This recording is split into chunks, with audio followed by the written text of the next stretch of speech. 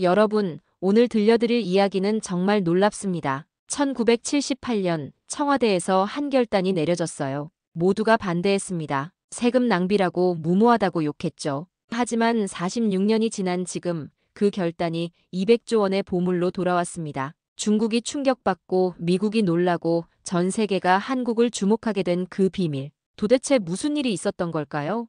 끝까지 보시면 여러분도 눈물 흘리실 겁니다. 지금 바로 좋아요와 구독 버튼 눌러주시고 함께 이 감동의 역사 속으로 들어가시죠. 저는 그날의 기록을 읽으며 손이 떨렸습니다. 1987년 7월 28일 새벽 5시 청와대 경비병이 비상소집 전화를 받았습니다. 아직 해가 뜨기 전이었죠. 참모들은 잠옷 차림으로 차에 올랐습니다. 무슨 일인지 아무도 몰랐어요. 북한이 또 도발이라도 한 건가? 모두들 긴장한 얼굴이었습니다. 하지만 회의실 문을 열고 들어간 참모들은 멈칫했습니다. 책상 위에 펼쳐진 건 군사 지도가 아니었습니다. 세계 지도였어요. 그것도 남미 대륙이 크게 확대된 지도였죠. 박정희 대통령은 이미 2시간째 그 지도를 들여다보고 있었습니다. 커피 잔이 3개나 비어 있었어요. 앉으십시오. 대통령의 목소리는 쉬어 있었습니다. 밤새 잠을 못 잔 게 분명했죠. 경제수석 김 비서관이 조심스럽게 물었습니다. 각하, 무슨 일이십니까? 대통령은 지도 위 한 지점을 손가락으로 짚었습니다. 아르헨티나 남부 리오네그로 지역이었어요. 여기입니다. 이 땅을 사야 합니다. 회의실이 조용해졌습니다. 참모들은 서로 눈빛을 주고받았죠. 재무부 장관이 안경을 고쳤으며 지도를 들여다봤습니다. 각하, 여기가 아르헨티나입니까? 그렇습니다. 그런데 왜 이 땅을? 대통령은 창문 쪽으로 고개를 돌렸습니다. 동이 트고 있었어요. 희미한 아침빛이 회의실로 스며들었죠. 지난주에 농림부 보고를 받았습니다. 우리나라 식량 자급률이 50% 밑으로 떨어졌다고 하더군요. 참모들은 고개를 끄덕였습니다. 다들 알고 있는 사실이었거든요. 그리고 어제 에너지연구소에서 또 보고를 받았습니다. 석유 파동이 또 올 수 있다고 합니다. 우리나라는 석유 한 방울 나지 않습니다. 다 사다 써야 해요. 대통령의 손이 지도 위를 천천히 쓸었습니다. 우리에게 필요한 건 땅입니다. 넓은 땅, 미래를 준비할 수 있는 땅이에요. 경제수석이 벌떡 일어섰습니다. 얼굴이 붉어졌어요. 각하, 안 됩니다. 아르헨티나는 불모지입니다. 거기에 국민 세금을 쓸 수는 없습니다. 불모지라뇨? 그렇습니다. 그 지역은 토양이 염분투성이고 강수량도 부족합니다. 농사는커녕 풀 한 폭이 제대로 자라지 않는다는 보고가 있습니다. 재무부 장관도 서류를 펼쳤습니다. 손이 떨리고 있었죠. 각하, 지금 우리 국가 재정을 보십시오. 외채가 얼마입니까? 국민들은 하루하루 먹고 사는 것도 빠듯합니다. 그런데 남미 한복판, 그것도 쓸모없는 황무지를 사들인다는 게 말이 됩니까? 다른 참모들도 고개를 끄덕였습니다. 모두가 반대했어요. 농림부 장관이 조심스럽게 말을 보탰습니다. 실은 저희가 이미 현지 조사를 했습니다. 그곳에 시범 농장을 운영해 본 적이 있거든요. 결과는 참담했습니다. 씨앗을 뿌려도 싹이 트지 않았습니다. 그럼 더욱 사야 합니다. 대통령의 목소리가 단단해졌습니다. 참모들은 숨을 죽였죠. 여러분은 오늘만 보고 계십니다. 지금 당장 농사가 안 되니까, 지금 당장 쓸모가 없으니까 안 된다고 하십니다. 대통령이 자리에서 일어났습니다. 그리고 창가로 걸어갔어요. 창밖으로 청와대 정원이 보였습니다. 아침 이슬이 풀잎에 맺혀 있었죠. 나는 내일을 봅니다. 10년 후, 20년 후, 50년 후를 봅니다. 회의실이 얼어붙었습니다. 지금은 불모지일지 몰라도 세상은 변합니다. 기술도 변하고 필요한 것도 변하죠. 그때 가서 땅이 필요하다고 하면 이미 늦습니다. 남의 손에 다 넘어가 있을 겁니다. 경제수석이 떨리는 목소리로 말했습니다. 하지만 각하, 만약 실패하면 어떻게 합니까? 국민들이 뭐라고 하겠습니까? 언론이 가만히 있겠습니까? 실패할 수도 있습니다. 대통령이 돌아섰습니다. 눈빛이 달라져 있었어요. 하지만 시도하지 않으면 영원히 기회는 오지 않습니다. 오늘 심은 씨앗이 내일 조국을 구할 수도 있습니다. 그게 10년이 걸리든 50년이 걸리든 상관없습니다. 재무부 장관이 고개를 떨구었습니다. 더 이상 반박할 말이 없었죠. 우리 후손들이 이 땅을 기억할 겁니다. 고맙다고 할 날이 올 겁니다. 회의실은 침묵에 잠겼습니다. 아무도 입을 열지 못했어요. 대통령의 눈빛이 너무 확고했거든요. 회의는 그렇게 끝났습니다. 그날 오전 10시 대통령은 결제 서류에 도장을 찍었습니다. 아르헨티나 리오네그로 지역 약 4만 헥타르, 여의도 면적의 140배에 달하는 거대한 땅이었습니다.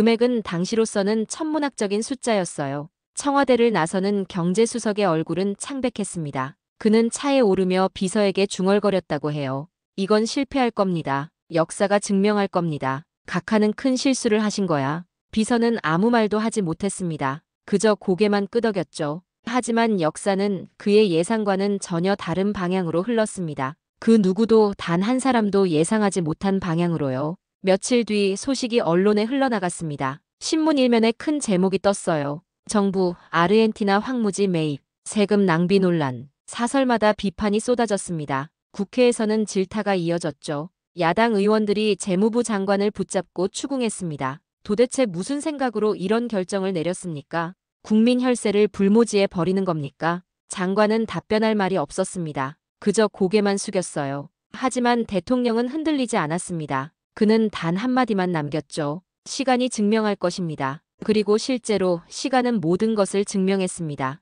다만 그 시간이 40여 년이나 걸렸을 뿐이죠. 저는 그 기록을 읽으며 숨이 막혔습니다. 40여 년. 그 긴 세월 동안 그 땅은 잊혀졌습니다. 아무도 기억하지 않았죠. 하지만 땅은 조용히 기다리고 있었습니다. 역사가 자신을 불러줄 그날을요. 저는 1978년 가을에 기록을 펼쳤습니다. 손끝이 차가워졌어요. 부산항. 10월 열이틀 아침.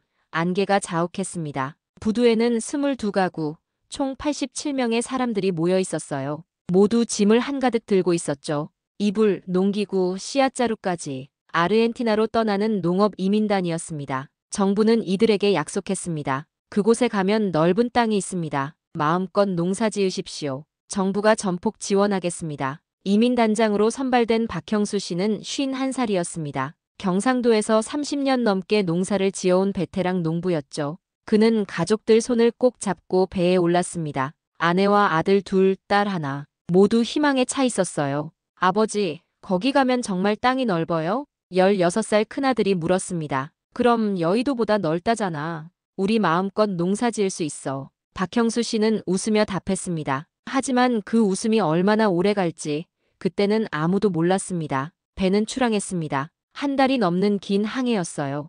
태평양을 건너고 파나마 운하를 통과하고 대서양을 지나 마침내 부에노스아이레스에 도착했습니다. 11월 20나흘이었죠. 항구에서 다시 버스를 탔습니다. 남쪽으로 이틀을 달렸어요. 창밖으로 펼쳐진 풍경은 끝없는 평원이었습니다. 하지만 뭔가 이상했죠. 나무가 거의 없었습니다. 풀도 듬성듬성했어요. 이상하네. 땅이 왜 이렇게 황량하지? 한 이민자가 중얼거렸습니다. 다들 불안한 표정으로 창밖만 바라봤어요. 그리고 마침내 도착한 그곳, 리오네그로. 박형수 씨는 버스에서 내리자마자 멈칫했습니다. 발밑에 흙이 너무 딱딱했거든요. 손으로 쥐어봤습니다. 흙이 부서지지 않고 뭉쳐졌어요. 코끝에 짠 냄새가 스쳤습니다. 이거, 염기가 있네. 그의 얼굴이 굳어졌습니다. 정부에서 파견 나온 담당자는 밝게 웃으며 말했습니다. 여기가 여러분이 농사 지으실 땅입니다. 보시다시피 엄청 넓죠? 넓기는 했습니다. 지평선까지 아무것도 없었어요.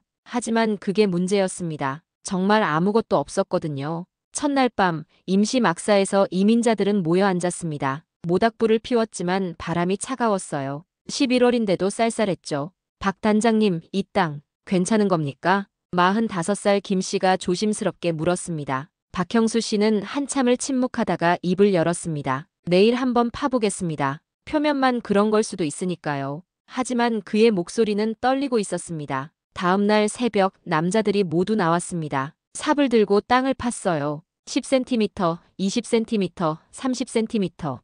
파도 흙은 딱딱했습니다. 그리고 하얗게 소금기가 배어 있었죠.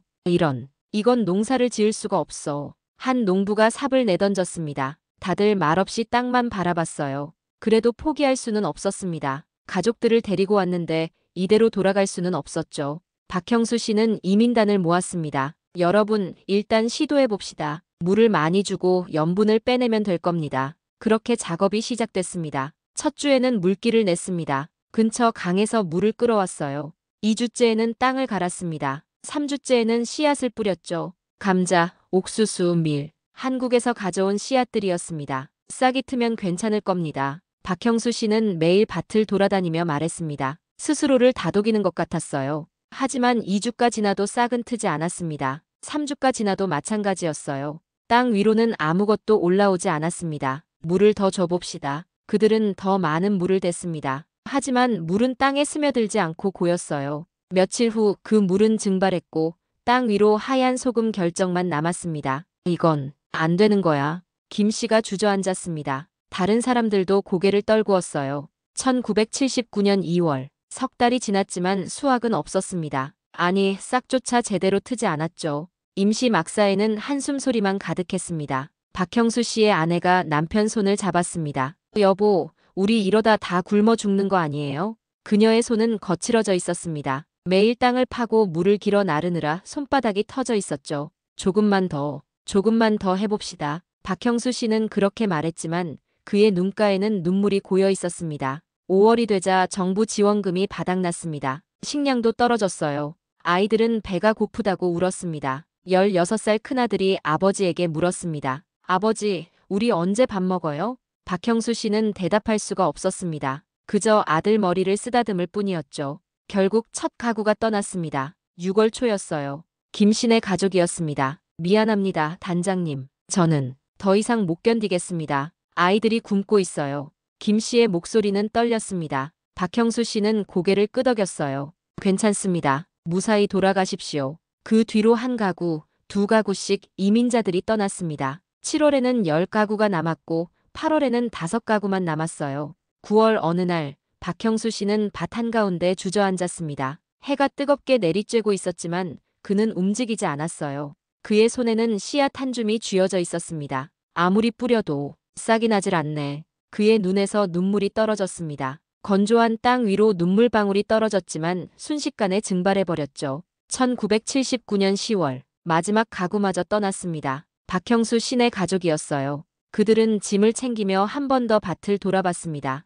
1년 동안 흘린 땀과 눈물이 스며있는 땅이었죠. 미안합니다. 박형수 씨는 땅을 향해 고개 숙여 인사했습니다. 누구에게 하는 인사인지는 몰랐어요. 땅에게인지 정부에게인지 아니면 자신에게인지. 한국으로 돌아온 이민단 소식은 언론을 뜨겁게 달궜습니다. 아르헨티나 농업 이민, 참담한 실패, 정부의 무모한 결정, 국민만 피해, 4만 헥타르 땅, 아무 쓸모없는 불모지로 판명. 신문마다 비난 기사가 쏟아졌습니다. 국회에서는 책임자 문책이 이어졌어요. 경제수석은 결국 사표를 냈습니다. 하지만 그 누구도 몰랐습니다. 그 땅이 훗날 어떤 의미를 가지게 될지를요. 땅은 그렇게 버려졌습니다. 사람들 기억에서 지워졌죠. 아르헨티나 리오네그로. 그곳은 실패의 상징이 되었고 아무도 다시 거론하지 않았습니다. 40여 년 동안 저는 그 기록을 덮으며 한숨을 내쉬었습니다. 박형수 씨는 얼마나 가슴 아팠을까요? 꿈을 안고 떠났다가 아무것도 이루지 못하고 돌아온 그 심정이 어땠을까요? 하지만 역사는 아직 끝나지 않았습니다. 저는 2015년에 신문기사를 펼쳤습니다. 손이 떨렸어요. 시간은 흘렀습니다. 박형수 씨가 그 땅을 떠난 지 36년이 지났죠. 세상은 완전히 달라져 있었습니다. 2015년 9월 서울 여의도 한 빌딩 대한광업진흥공사 회의실에서 긴급회의가 열렸습니다. 테이블 위로 두꺼운 보고서가 놓여 있었어요. 이게 정말입니까? 사장이 떨리는 손으로 보고서를 넘겼습니다. 예, 확인했습니다. 아르헨티나 리오네그로 지역에서 대규모 자원이 발견됐습니다. 지질조사팀장 이준호 박사가 대답했습니다. 그의 얼굴에는 흥분이 가득했죠. 리튬입니다. 엄청난 양의 리튬이 매장되어 있습니다. 회의실이 조용해졌습니다. 모두가 그 단어의 의미를 알고 있었거든요. 리튬. 2010년대 들어 세상을 바꾼 금속이었습니다. 전기차 배터리의 핵심 원료였죠. 테슬라가 시장을 장악하고 전 세계가 전기차로 전환하면서 리튬 가격은 천정부지로 치솟았습니다. 그런데 잠깐만요. 한 임원이 손을 들었습니다. 리오네그로라면 설마 그 땅 말입니까? 70년대에 우리 정부가 샀다가 실패한 그곳 맞습니다. 이준호 박사가 고개를 끄덕였습니다. 사실 저도 처음엔 믿을 수가 없었습니다. 그래서 3번이나 재조사했어요. 하지만 틀림없습니다. 그곳에 리튬이 있습니다. 사장이 숨을 깊이 들이마셨습니다. 그럼 그 땅은 지금 누구 소유입니까? 대한민국 정부 명의로 되어 있습니다. 순간 회의실 분위기가 바뀌었습니다. 누군가 숨을 크게 내쉬었어요. 다른 누군가는 책상을 손바닥으로 쳤습니다. 믿을 수가 없네요. 정말 믿을 수가 없어요. 그날 저녁 보고는 청와대로 올라갔습니다. 대통령 집무실에서 브리핑이 있었죠. 각하, 리튬 매장량은 추정치로 약 600만 톤입니다. 현재 시세로 환산하면 경제수석이 계산기를 두드렸습니다. 최소 100조 원 이상의 가치가 있습니다. 대통령이 자리에서 일어났습니다. 창밖을 바라봤어요. 서울 야경이 반짝이고 있었죠. 박정희 대통령님이 그 땅을 사신 게 78년이었죠?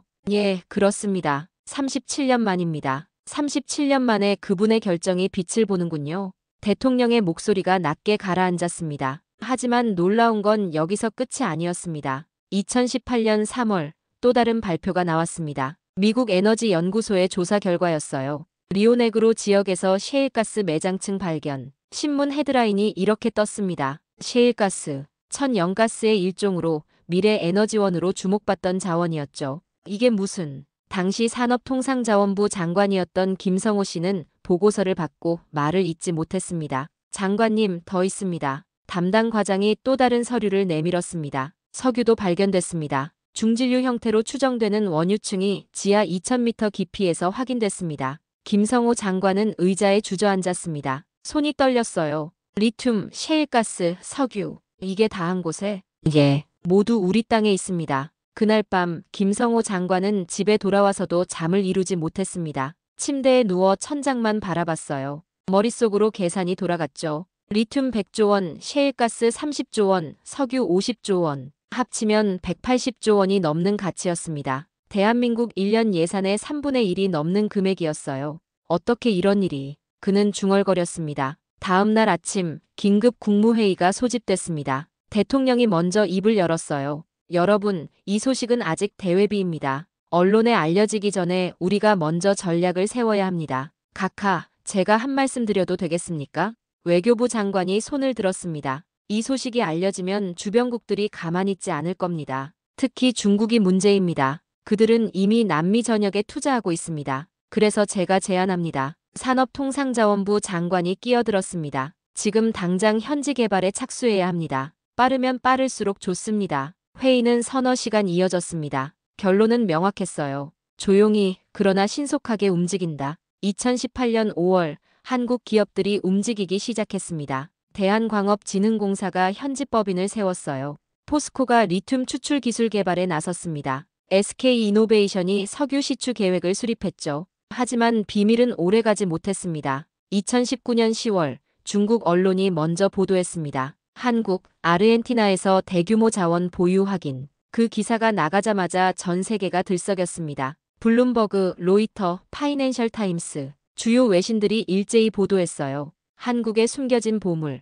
남미에서 발견되다. 아르헨티나 리오네그로 한국 소유로 밝혀져. 외신 기자들이 서울로 몰려들었습니다. 청와대 브리핑룸은 카메라 플래시로 가득했죠. 대통령님, 이 땅을 언제 매입하신 겁니까? 한 기자가 물었습니다. 대변인이 대답했습니다. 1978년입니다. 당시 박정희 대통령께서 결단을 내리셨습니다. 40년 전입니까? 그때 이미 자원이 있는 걸 알고 계셨습니까? 아닙니다. 당시에는 농업용 토지로 매입했습니다. 자원이 발견된 건 최근의 일입니다. 기자들 사이에서 탄성이 터져나왔습니다. 믿을 수 없는 행운이군요. 아니, 이건 성견지명이라고 해야 할까요? 그날 저녁 한국의 주요 포털 사이트는 마비됐습니다. 모두가 이 소식을 검색했거든요. 댓글창은 순식간에 수만 개의 댓글로 채워졌어요. 박정희 대통령 진짜 대단하다. 40년 전에 이미 미래를 본 거야? 이게 진짜 국뽕이지. 우리나라가 자원부국이 될 줄이야. 저는 그 기사들을 하나하나 읽으며 가슴이 뛰었습니다. 40년.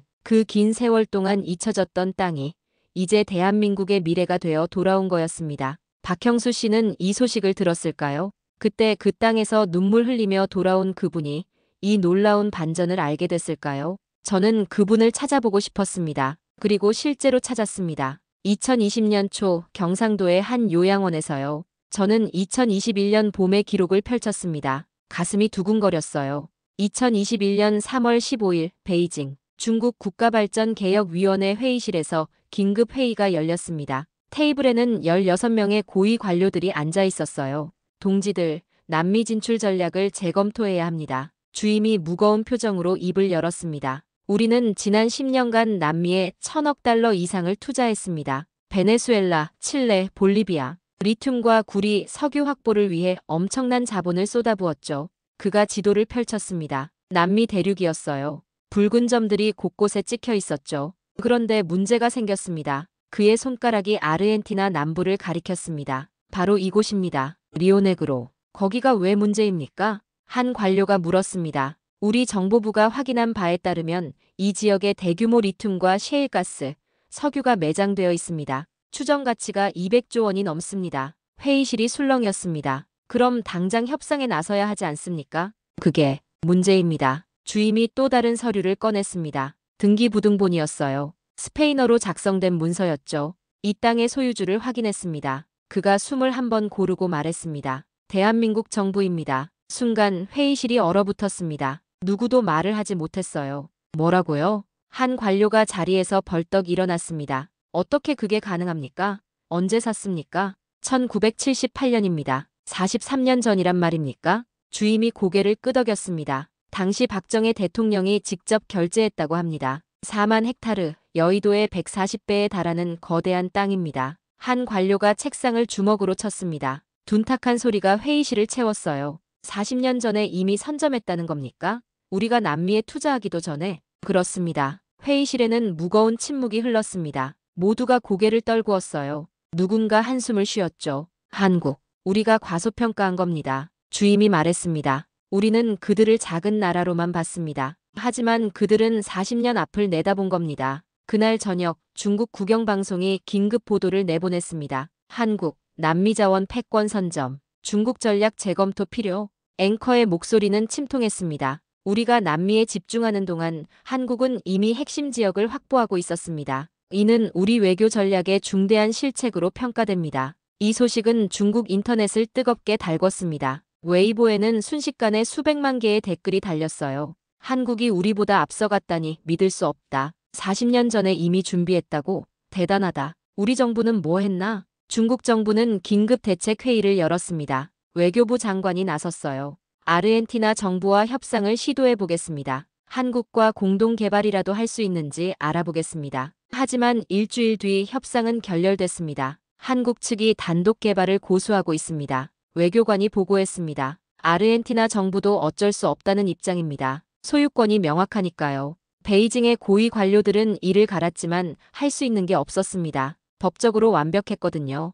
2021년 4월 미국도 움직였습니다. 워싱턴 DC 백악관 회의실 국무장관이 대통령에게 보고했습니다. 대통령님, 한국이 남미에서 상당한 영향력을 확보했습니다. 어느 정도입니까? 리튬 매장량만 따지면 전 세계 공급량의 10%를 좌우할 수 있습니다. 대통령이 눈썹을 치켜 올렸습니다. 10%? 그 정도면. 예, 전기차 시장을 흔들 수 있는 수준입니다. 테슬라도 우리 자동차 산업도 영향을 받을 겁니다. 대통령이 창밖을 바라봤습니다. 워싱턴 기념탑이 보였어요. 한국과 협력 관계를 더욱 강화해야겠습니다. 이미 청와대에 연락했습니다. 다음 달 정상회담이 예정되어 있습니다. 미국 언론도 들썩였습니다. 뉴욕타임스가 특집 기사를 실었어요. 한국의 놀라운 선견지명, 남미의 숨은 강자로 부상. 월스트리트 저널도 분석 기사를 냈습니다. 박정희의 40년 전 결단, 오늘날 한국 경제의 새 전환점. 전 세계가 놀랐습니다. 한국이라는 작은 나라가 40년 전에 이미 미래를 준비하고 있었다는 사실이에요. 2021년 5월 아르헨티나 현지에서도 소식이 터져나왔습니다. 부에노스아이레스의 한 신문사 기자 마르티네스 씨가 리오네그로로 취재를 떠났습니다. 그는 현지 주민들을 인터뷰했어요.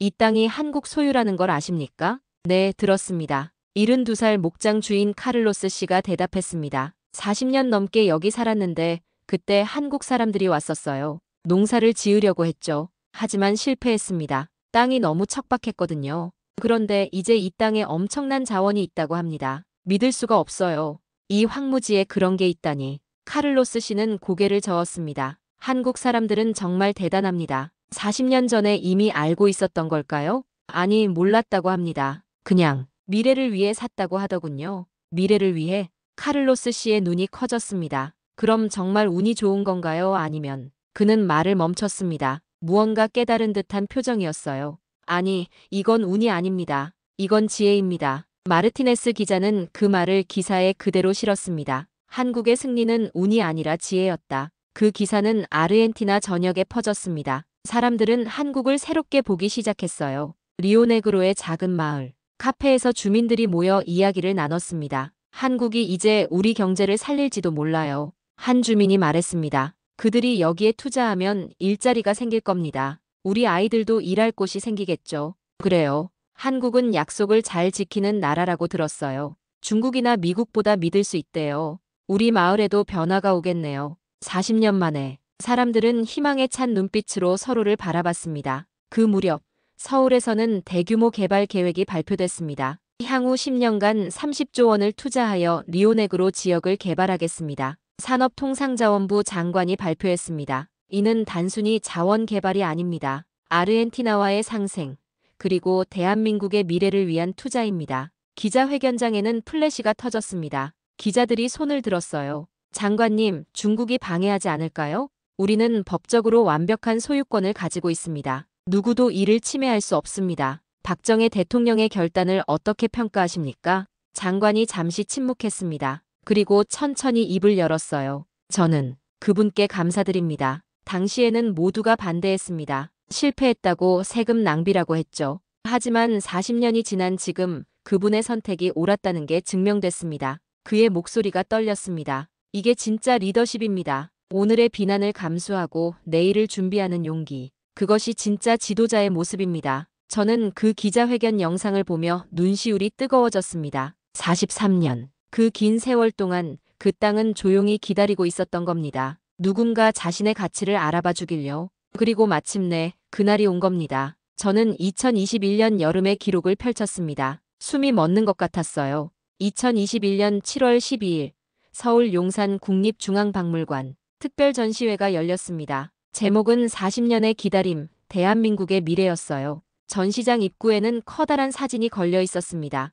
1978년 청와대 집무실 사진이었죠. 박정희 대통령이 지도를 펼쳐놓고 들여다보는 모습이었어요. 그 옆에는 육성 녹음이 재생되고 있었습니다. 오늘 심은 씨앗이 내일 조국을 구할 것이다. 목소리는 낮고 단단했습니다. 전시장을 찾은 사람들은 그 앞에 멈춰 섰어요. 스피커에서 흘러나오는 목소리를 들으며 아무도 움직이지 않았죠. 저도 그곳에 있었습니다. 이어폰을 귀에 꽂고 녹음을 들었어요. 한 번, 두 번, 세 번. 계속 반복해서 들었습니다. 오늘 심은 씨앗이 내일 조국을 구할 것이다. 들으면 들을수록 가슴이 뜨거워졌습니다. 그때는 조롱받았던 말이었죠. 세금 낭비라고, 무모한 결정이라고 모두가 비난했던 그 순간의 말이었어요. 하지만 지금은 달랐습니다. 예언이 되어 돌아왔습니다. 전시장 안쪽에는 당시 회의록이 전시되어 있었습니다. 유리관 안에 보관된 낡은 문서였어요. 누렇게 바랜 종이 위로 검은 글씨가 선명했습니다. 경제수석 각하, 절대 안 됩니다.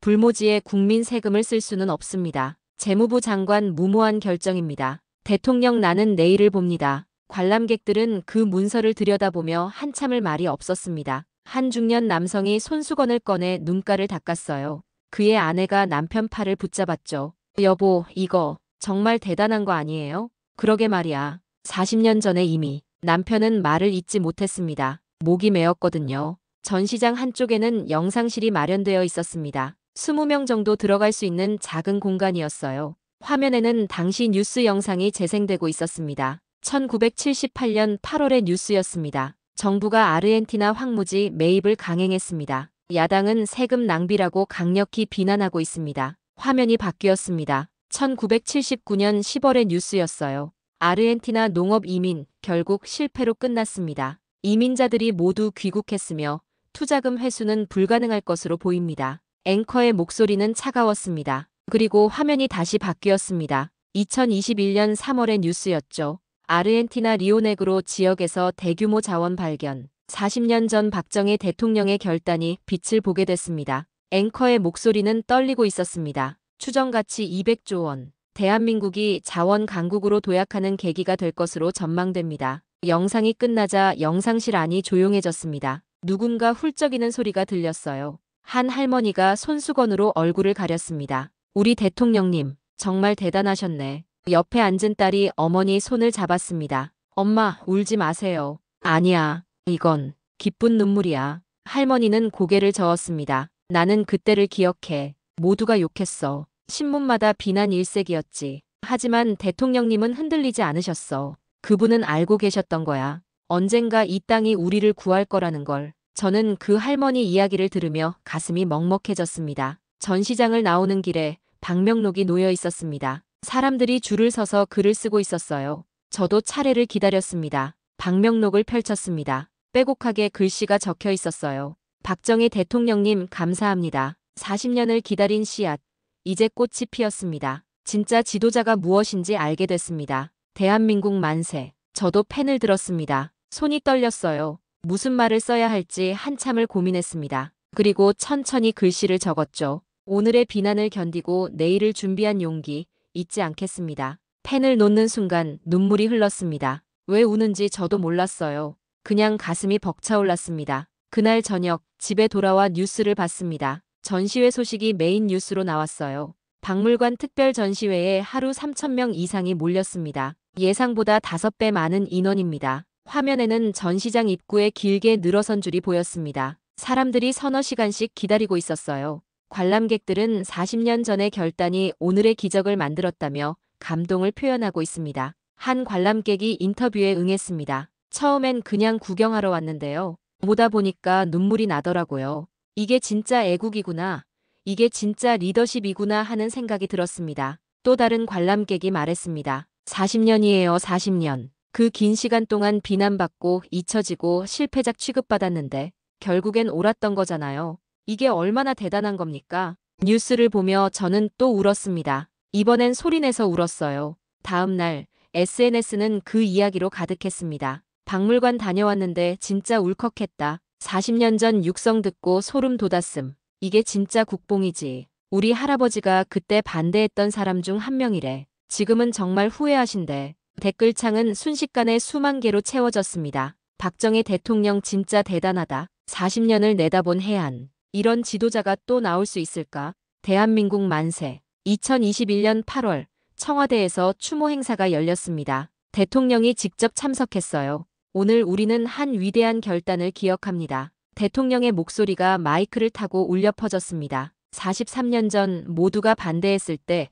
홀로 미래를 본 그 용기를, 오늘의 비난을 감수하고 내일을 준비한 그 지혜를. 대통령이 고개를 숙였습니다. 묵념이었어요. 참석자들도 모두 고개를 숙였습니다. 1분간의 묵념이 끝나고 대통령이 다시 입을 열었습니다. 박정희 대통령님께서 남기신 말씀이 있습니다. 화면에 글귀가 떴습니다. 오늘 심은 씨앗이 내일 조국을 구할 것이다. 이 말은 이제 예언이 되었습니다. 40년의 시간을 뛰어넘어 오늘 우리에게 증명되었습니다. 청중석에서 박수가 터져나왔습니다. 우레와 같은 박수였어요. 멈추지 않았습니다. 3분, 5분, 7분. 박수는 계속됐죠. 저는 생중계로 그 장면을 보며 온몸에 전율이 흘렀습니다. 43년. 그 긴 세월 동안 그 한마디는 잊혀져 있었습니다. 조롱받았고 실패의 상징이 됐죠. 하지만 이제는 달랐습니다. 되살아났습니다. 예언처럼, 약속처럼 우리 가슴속에 다시 살아났습니다. 그리고 그 한마디는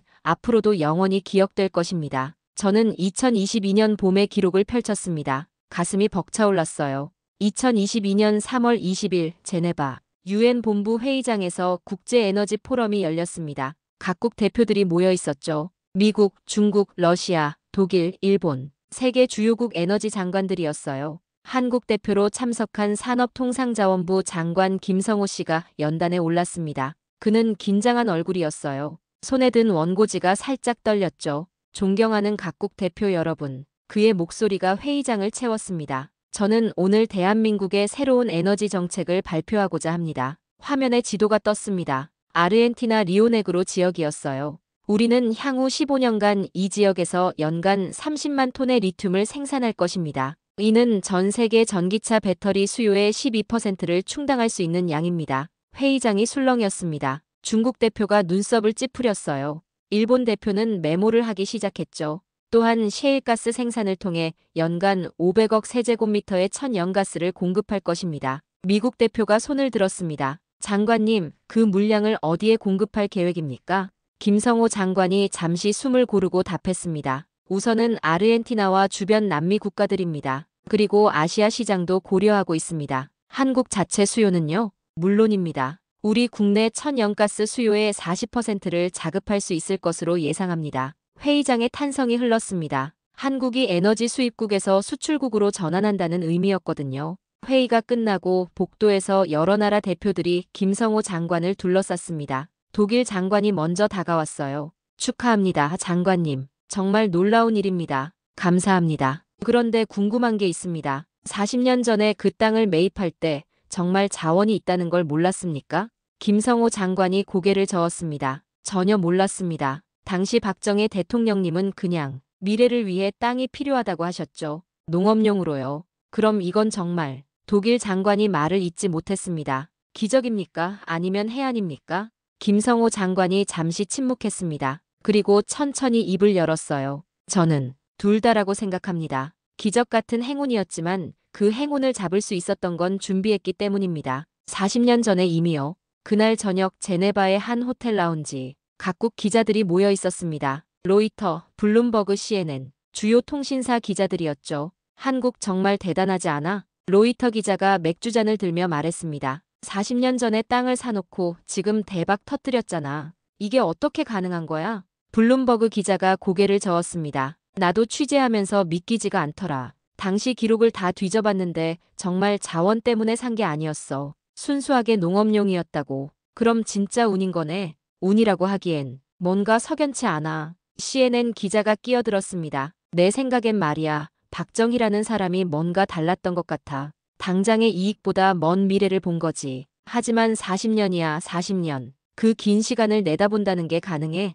가능했으니까 지금 이렇게 된 거 아니겠어? 기자들은 한참을 토론했습니다. 결론은 나지 않았어요. 하지만 한 가지는 분명했죠. 한국이 세계를 놀라게 했다는 것. 2022년 4월 외신 헤드라인이 쏟아졌습니다. 뉴욕타임스 한국, 남미의 숨은 에너지 패권국으로 부상. 파이낸셜 타임스 아르헨티나 땅, 한국이 세계 에너지 시장의 키를 쥐다. 르몽드 박정희의 40년 전 도박, 한국의 미래가 되다. 이코노미스트 작은 나라의 큰 승리, 한국이 보여준 전략적 해안. 전 세계 언론이 한국을 주목했습니다. 더 이상 작은 나라가 아니었어요. 에너지 강국, 자원 보유국, 미래를 준비한 나라. 서울의 한 카페. 대학생 김지훈 씨가 친구들과 모여 있었습니다. 야, 너 이거 봤어? 지훈이 스마트폰 화면을 보여줬어요. 외신 기사였죠. 한국이 이제 에너지 수출국이래. 미국이랑 일본한테 리튬 팔 거래. 대박이네. 우리나라가? 친구가 눈을 크게 떴습니다.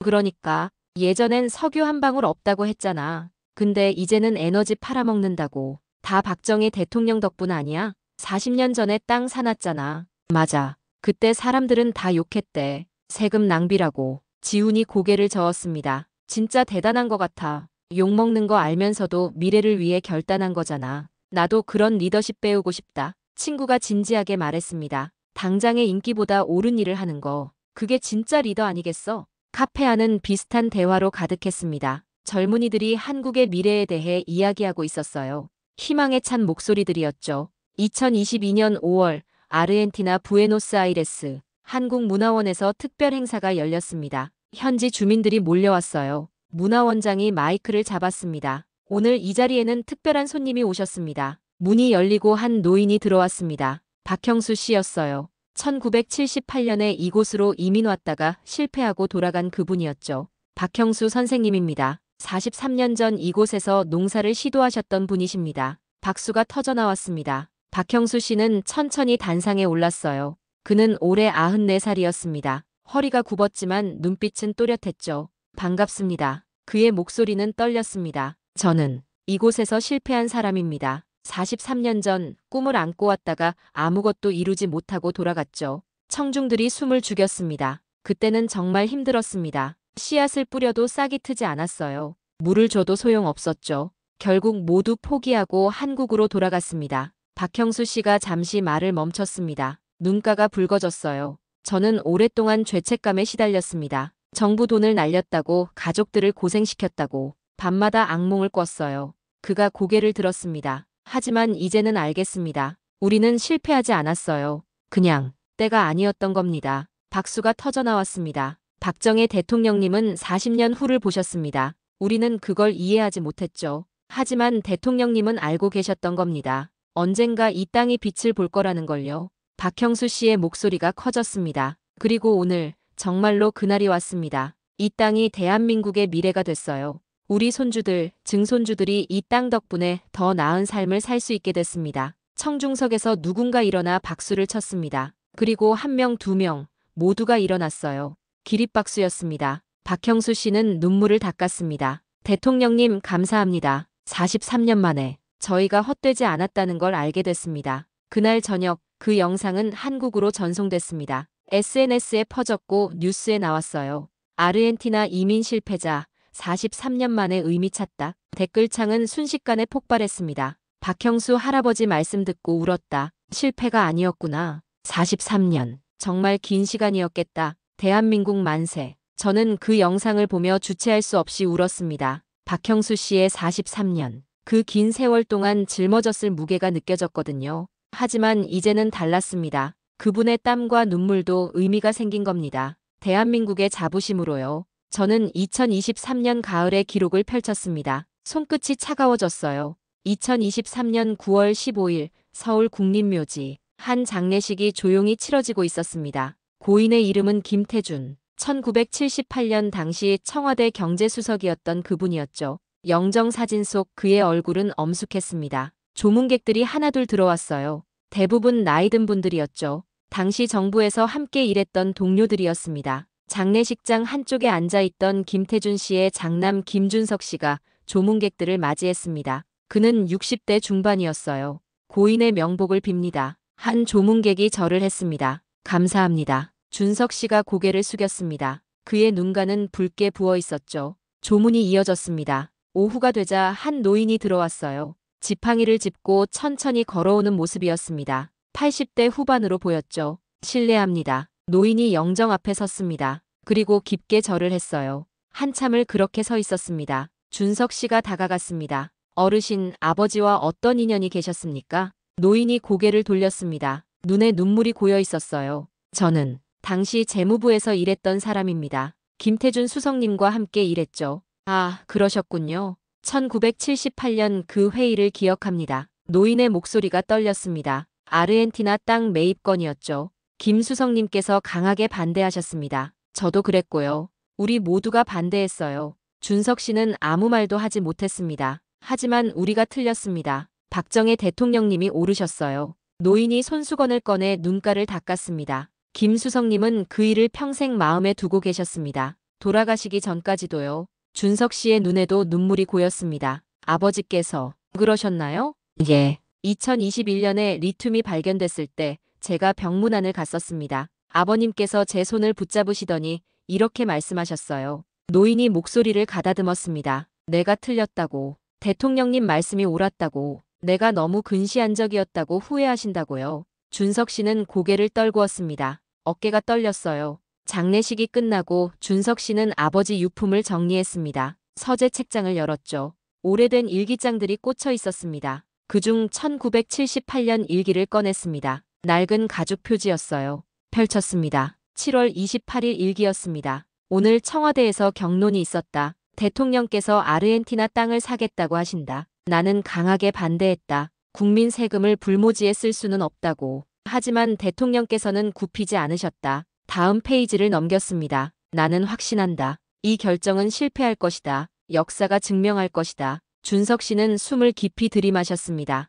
다음 페이지들을 빠르게 넘겼어요. 1979년 10월 일기가 나왔습니다. 아르헨티나 이민자들이 모두 돌아왔다. 예상했던 대로다. 땅은 쓸모가 없었다. 나는 안도했다. 내가 옳았다는 것이 증명됐으니까. 준석 씨의 손이 멈췄습니다. 가슴이 답답해졌어요. 그리고 2021년 일기를 찾았습니다. 43년이 지난 뒤의 기록이었죠. 3월 20일 일기였습니다. 오늘 뉴스를 봤다. 아르헨티나 땅에서 리튬이 발견됐다고 한다. 추정 가치가 100조 원이 넘는다고. 나는 할 말을 잃었다. 글씨체가 떨리고 있었습니다. 43년 만에 깨달았다. 내가 틀렸다는 것을. 박정희 대통령님께서 오르셨다는 것을. 나는 오늘만 봤고 대통령님은 내일을 보셨다. 다음 페이지에는 큰 글씨로 적혀 있었습니다. 내가 너무 어리석었다. 리더십이란 이런 것이구나. 오늘의 비난을 감수하고 내일을 준비하는 것. 나는 평생 이것을 이해하지 못했다. 마지막 페이지였습니다.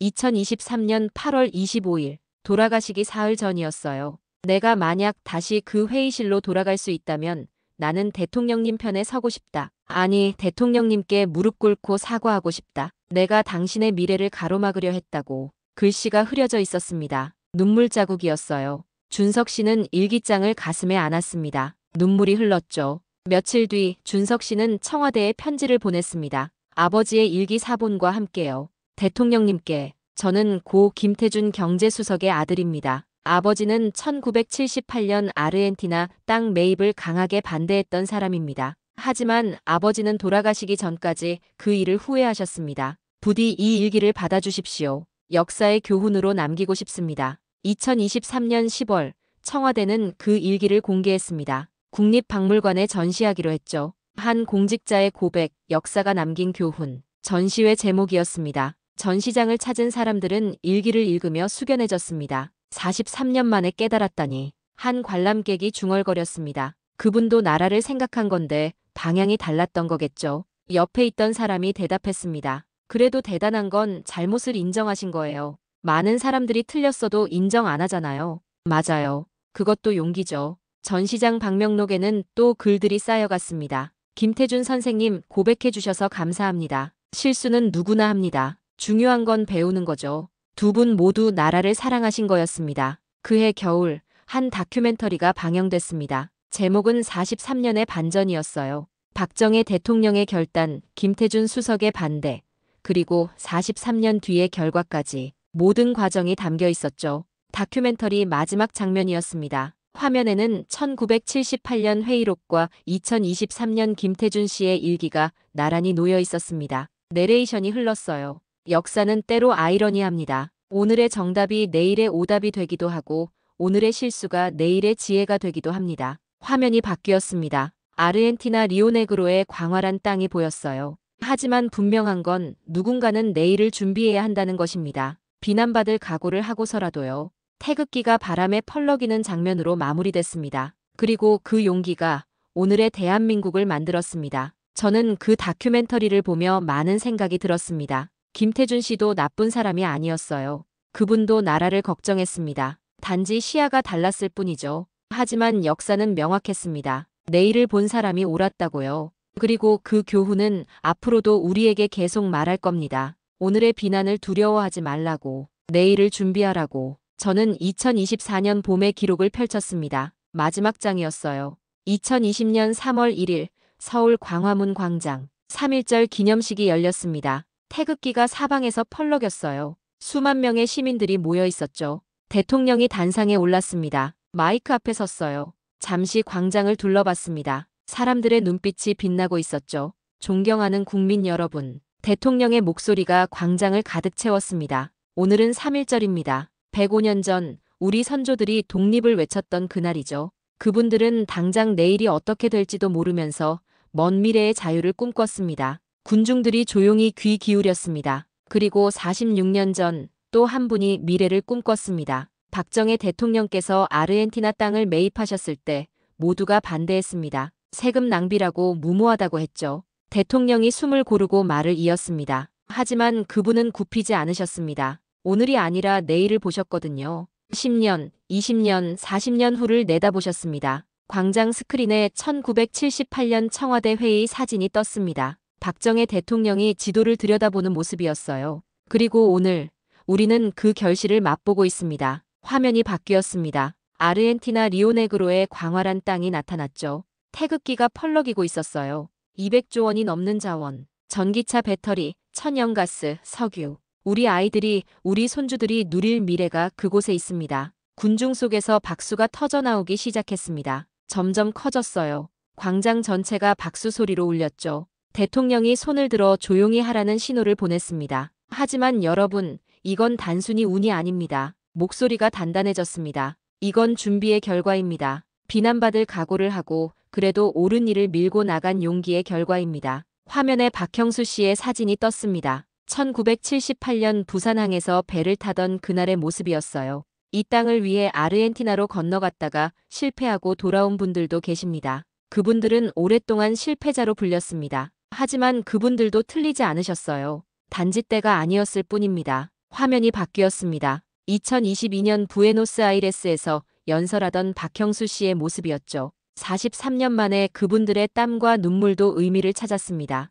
대한민국의 미래라는 의미를요. 광장 곳곳에서 사람들이 손수건을 꺼냈습니다. 눈가를 닦았어요. 대통령이 계속 말했습니다. 역사는 우리에게 묻습니다. 당신은 오늘을 볼 것인가, 내일을 볼 것인가, 당장의 박수를 원하는가, 먼 미래의 감사를 원하는가. 목소리에 힘이 실렸습니다. 박정희 대통령께서는 내일을 택하셨습니다. 비난받는 오늘을 감수하고 감사받을 내일을 준비하셨죠. 화면에 다시 태극기가 떴습니다. 바람에 힘차게 펄럭이고 있었어요. 여러분, 우리도 그래야 합니다. 당장 어렵고 힘들어도 우리 아이들을 위해 내일을 준비해야 합니다. 그게 진짜 애국입니다. 그게 진짜 사랑입니다. 광장이 환호로 들끓었습니다. 사람들이 일어나 박수를 쳤어요. 태극기를 흔들었죠. 대한민국 만세. 누군가 외쳤습니다. 만세, 만세. 함성이 광장을 가득 채웠습니다. 그날 저녁, 저는 집으로 돌아왔습니다. 책상에 앉아 노트북을 켰어요.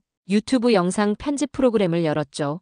이 이야기를 영상으로 만들어야 했습니다. 더 많은 사람들에게 전해야 했어요. 사흘밤을 꼬박 세웠습니다. 자료를 찾고 인터뷰를 편집하고 음악을 입혔어요. 내레이션을 녹음했죠. 3월 5일 영상을 업로드했습니다. 제목은 46년 전 그 결단, 오늘 우리의 미래가 되다였습니다. 첫날 조회수는 10,000회였습니다. 둘째 날은 10만 회, 셋째 날은 100만 회를 넘었어요. 댓글창은 폭발했습니다. 이거 보고 울었어요. 박정희 대통령 진짜 대단하다. 46년, 그 긴 시간을 내다본 해안. 우리도 이런 리더가 필요해요.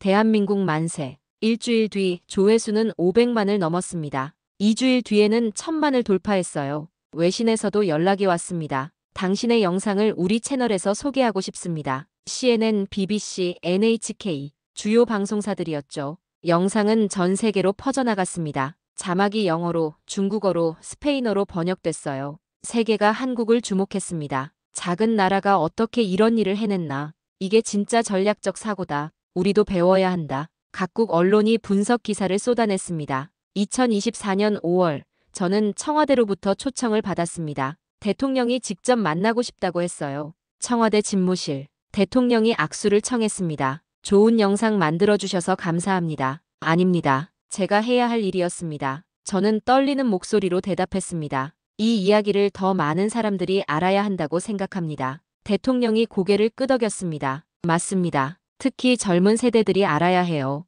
미래를 준비하는 게 얼마나 중요한지를요. 저도 그렇게 생각합니다. 대통령이 창밖을 바라봤습니다. 서울 시내가 한눈에 내려다 보였어요. 우리에게는 또 다른 40년이 필요합니다. 오늘 우리가 무엇을 준비하느냐에 따라 40년 뒤 우리 아이들의 삶이 달라지죠. 무엇을 준비해야 할까요? 저는 조심스럽게 물었습니다. 대통령이 돌아섰습니다. 환경, 기술, 교육. 당장은 돈이 들고 힘들어 보이는 것들이죠. 하지만 40년 뒤에는 그게 우리의 자산이 될 겁니다. 박정희 대통령처럼요. 그렇습니다. 그분처럼요. 그날 저녁, 저는 새로운 영상 기획을 시작했습니다. 제목은 우리가 오늘 준비해야 할 내일이었어요. 2024년 8월 광복절. 광화문 광장에는 또 수만 명이 모였습니다. 대형 스크린에 제 영상이 상영되고 있었어요. 사람들이 화면을 보며 환호했습니다. 영상이 끝나자 한 청년이 무대에 올랐습니다. 26살 대학생 이민준 씨였어요. 저는 이 영상을 보고 깨달았습니다. 우리 세대도 뭔가를 준비해야 한다고요. 그의 목소리가 떨렸습니다. 46년 전 박정희 대통령께서 우리를 위해 준비하셨듯이 우리도 40년 뒤 우리 아이들을 위해 뭔가를 해야 합니다. 군중들이 박수를 쳤습니다. 저는 환경공학을 전공하고 있습니다. 제가 개발하는 기술이 40년 뒤 대한민국을 살릴 수도 있다고 믿습니다. 민준 씨의 눈빛이 빛났습니다. 여러분도 함께 해주세요. 오늘 작은 씨앗을 심어요. 그 씨앗이 내일 큰 나무가 될 겁니다. 광장이 환호로 가득 찼습니다. 저는 그 광경을 보며 가슴이 벅차올랐습니다. 이게 바로 역사가 주는 힘이구나 싶었어요. 그날 밤 저는 유튜브 채널에 마지막 메시지를 남겼습니다. 여러분, 이 이야기가 마음에 닿으셨나요? 46년 전 한 결단이 오늘 우리의 미래가 됐습니다. 이건 기적이 아니라 준비의 결과였어요. 댓글창을 켰습니다. 여러분은 언제 대한민국이 위대하다고 느끼셨나요? 여러분의 이야기를 댓글로 들려주세요. 그리고 마지막 한 줄을 적었습니다. 이 이야기가 더 많은 사람들에게 전해지도록 구독과 좋아요 부탁드립니다. 여러분의 한 번 클릭이 대한민국을 더 크게 만드는 힘입니다. 업로드 버튼을 눌렀습니다. 다음 날 아침 댓글이 3만 개를 넘었습니다. 처음 태극기를 보고 울었던 순간이 떠올라요. 제 할아버지가 한국 전쟁 참전 용사세요. 이 영상 보여드렸더니 우셨어요. 나는 한국인이라는 게 자랑스럽습니다. 우리 아이들에게도 이 이야기를 들려줘야겠어요. 대한민국 만세. 저는 댓글을 하나하나 읽으며 미소 지었습니다. 46년. 그 긴 시간 동안 잊혀졌던 이야기가 이제는 100만 명이 넘는 사람들의 가슴에 새겨졌습니다. 그리고 이 이야기는 계속될 겁니다. 10년 뒤에도, 20년 뒤에도, 40년 뒤에도요. 누군가는 오늘도 내일을 준비하고 있을 테니까요. 비난받을 각오를 하고서라도 옳은 일을 밀고 나가는 사람이 있을 테니까요. 그리고 그 용기가 또 다른 기적을 만들어낼 겁니다. 대한민국의 이름으로요. 여러분, 역사는 언제나 미래를 준비하는 자의 편입니다. 당장의 비난보다 먼 내일을 본 지도자의 눈이 오늘 우리에게 증명하고 있습니다. 여러분도 댓글에 대한민국 만세를 남겨주세요. 당신의 한 글자가 대한민국이 더 크게 우뚝 서는 힘이 됩니다. 구독과 좋아요는 이 이야기를 더 널리 전하는 힘이 됩니다. 여러분의 작은 클릭 하나가 또 다른 누군가에게 감동을 전할 수 있습니다. 감사합니다.